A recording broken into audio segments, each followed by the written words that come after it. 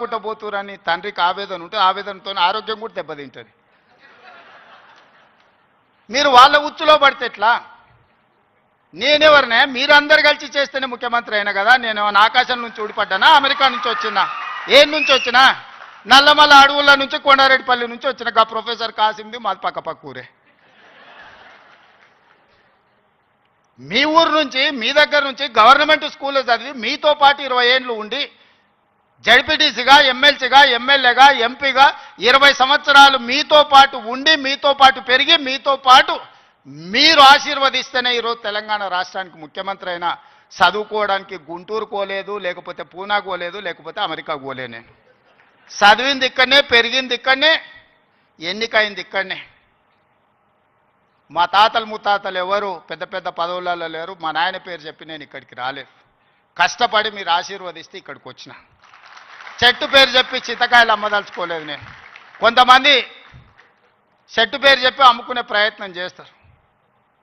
అట్లాంటి వాళ్ళని చూస్తున్నాం. వాళ్ళకి బాధ ఉంది, దుఃఖం ఉంది, కోపం ఉంది. ఎందుకంటే ఉన్న పదంగా ఒక రైతు బిడ్డ ముఖ్యమంత్రి అయితే ఎట్లా, దొరల చేతులు ఉండాల్సిన పెత్తనం పేదోళ్ళ చేతులకు పోతే ఎట్లా అని వాళ్ళకి ఆవేదన ఉంటుంది. అర్థం చేసుకోవచ్చు వాళ్ళ ఆవేదన ఏందో. అట్లాంటి వాళ్ళ ఉచ్చుల పడకండి. సమస్య ఉంటే నాకు చెప్పండి. నా మంత్రులందరూ అందుబాటులో ఉన్నారు. మీ మంత్రి లక్ష్మణ్ ఎవరే? మీ మధ్యలో ఉండేటోడే కదా. పొన్నం ప్రభాకర్ ఎవరే? విద్యార్థి రాజకీయాల నుంచి వచ్చినోడే కదా. ఏ పేరైనా తీసుకోండి. ఈరోజు నా మంత్రివర్గంలో ఉన్నోళ్ళు మీకు అందుబాటులో ఉండనోళ్ళ, మీరు కలిస్తే చెబితే విననోళ్ళ. ఇవాళ ప్రొఫెసర్ కోదండరామ్ గారిని ఎమ్మెల్సీగా చేసినాం. ఎందుకు? మీ సమస్యలు విని చట్టసభలలో ప్రస్తావిస్తాడని. కుట్ర చేసి సుప్రీంకోర్టుకి వెళ్ళి కొట్టేపించారు. నేను మళ్ళీ చెప్తున్నా సార్, 15 రోజులు మళ్ళీ ఎమ్మెల్సీకి పంపుతాం. ఎవడడ్డం వస్తాడో చూద్దాం. ఎందుకంటే ప్రజాస్వామికంగా ప్రజల సమస్యల్ని ప్రస్తావించే వాళ్ళు చట్టసభలో ఉండాలనేది నా ఆలోచన. అలాంటి వాళ్ళను పంపించినప్పుడు వాళ్ళకు కూడా పదవి ఉండొద్దని సుప్రీంకోర్టు వరకు పోయి కోట్ల రూపాయలు పెట్టి పెద్ద పెద్ద న్యాయవాదులను తీసుకొచ్చి ప్రొఫెసర్ కోదండరామ్ సార్ని ఎమ్మెల్సీగా తొలగించారు. ఏం పైశాచికానందం ఇది? ఏం శునకానందం? సార్ ఒక్కడు ప్రొఫెసర్గా ఉంటే తప్ప, ప్రొఫెసర్ గారు ఎమ్మెల్సీగా ఉంటే తప్ప? మీ ఇంటిల్లి పాది మంత్రులు ఉండొచ్చు, ముఖ్యమంత్రి ఉండొచ్చు, ఎమ్మెల్సీలు ఉండొచ్చు, ఎంపీలు ఉండొచ్చు, అన్నీ మీ కుటుంబం ఉండొచ్చు. కానీ పొలిటికల్ చేసి చైర్పర్సన్గా పనిచేసిన కోదండరామ్ గారు ఒక ఎమ్మెల్సీ ఉంటే మీ దుఃఖమేందని అడుగుతున్నా. నా మీద తీటు ఉందంటే నేను అర్థం చేసుకుంటా. ఆ సార్ ఏందే పాపం, ఇంటి తలుపులు వలగొట్టినా ఏమనలే సారు. నేనైతే చెంపలు వలగొడుతుంటే.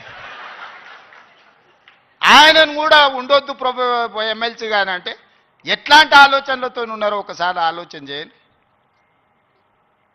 నేను కాకుండా ఇంకెవరైనా ఉంటే కుమార్ గారు వైస్ ఛాన్సలర్ అవుతుండేనా? మీరు చెప్పండి, మీరు ఆలోచన చేయండి. జానయ్య గారు అక్కడ అవుతుండేనా వైస్ ఛాన్సలరు? ఈ సామాజిక చైతన్యం ఆనాడు దయాకర్ ఉద్యమంలో యాక్టివ్గా ఉన్నాడు కదా. 10-12 ఏళ్ళు పాపం ఏది రాకుండా అందరు అడ్డం పడ్డారు కదా. ఇవాళ ఎమ్మెల్సీ అయ్యింది కదా దయాకర్ కూడా. ఇవన్నీ ఎందుకు అవుతున్నాయి? బాలలక్ష్మి మీ బిడ్డనే కదా, మీ యూనివర్సిటీలో పెరిగిన అమ్మాయే కదా. ఈరోజు ఈ రాష్ట్ర ప్రభుత్వాన్ని నడిపే దాంట్లో భాగస్వామి అయింది కదా.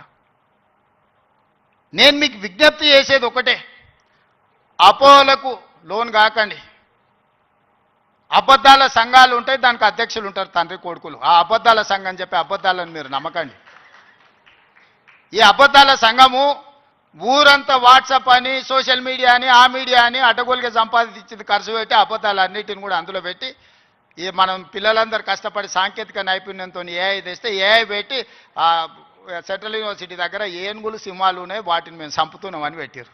తెలంగాణలో ఏనుగులు అనేటివే లేవయా, సింహాలు అనేటివే లేవు. మానవ రూపంలో ఉన్న మృగాలు ఉన్నాయి, అవి ఫామ్ హౌస్లలో ఉన్నాయి. వాటిని నిర్బంధించడానికి వలలేయండి. మదర్ ట్రైన్లను బంధించడానికి గోతులు దొవ్వండి.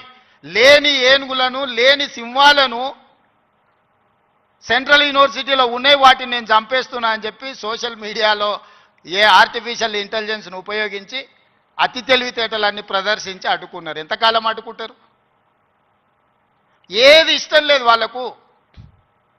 ఏదన్నా మనం వచ్చినాక చేస్తా అన్నది ఏదన్నా ఇది మంచిగా ఉంది, ఇది బాగుంది అన్నారా? గంజాయి డ్రగ్స్ను నిర్మూలించడానికి ఈగల్ ఫోర్స్ అని తెచ్చినాం. అది ఎందుకయ్యా రద్దు చేయండి అన్నారు. చెరువుల పేరు మీద ఫామ్ హౌస్ల పేర్ల మీద చెరువులు ఆక్రమించుకొని గంటిపేట ఉస్మాన్ సాగర్ హిమాయత్ సాగర్లను ఆక్రమించుకొని పెద్ద పెద్ద ఫామ్ హౌస్లు కట్టుకుంటే కూలగొట్టడానికి హైడ్రా తెచ్చిన. లేదు హైడ్రాని కూలగొట్టండి అంటారు. మన వరదలు వచ్చినప్పుడు సామాన్యులు చెప్తారు, సార్ మా ఇళ్ళకి నీళ్ళు వచ్చినా మా టీవీలు ఫ్రిడ్జులు మంచాలు మా ఆస్తి అంతా తడిచిపోయింది, ఏం చేయాలి సార్ అని. సన్న బియ్యం ఇస్తే ఇచ్చేదే లేదండి, రేషన్ కార్డు ఇస్తే వద్దండి. ఏది చేసినా వద్దంటురు. ఈ వద్దనేటోళ్ళని ఏమనాలో మీరే చెప్పుర్రి. ఏదన్నా ఒక్కటన్నా అభినందించినా 20 నెలల్లో అన్ని ఇచ్చిపెట్టుండ్రి. వైస్ ఛాన్సలర్ నియమించిన మంచి పనే కదా, రిక్రూట్మెంట్ ఇవ్వమని అనుమతించిన మంచి పనే కదా. గలీజ్ అలవాట్లు